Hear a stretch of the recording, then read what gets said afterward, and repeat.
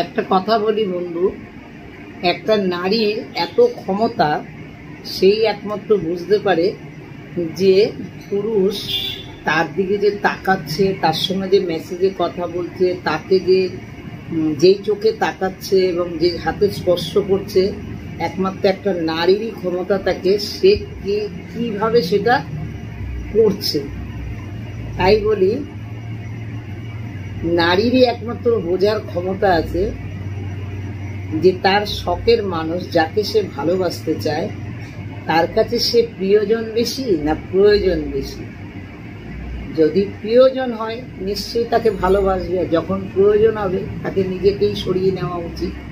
কিন্তু যে মেয়েটা প্রয়োজন জেনেও যখন তার সঙ্গে মেলামেশা করে, বন্ধুত্ব করে, ঘোরাফেরা করে, হোটেলে খাওয়া দাওয়া ঘোরাফেরা, যখন যখন সব কিছুর বাদ পার হয়ে যায় তখন মেয়েটি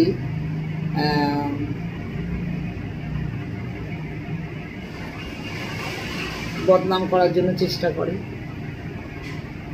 কেন? ছেলেদের স্পর্শ একমাত্র মেয়েরাই বুঝতে পারে সে কি চায়। ঠিক বলেছি তো?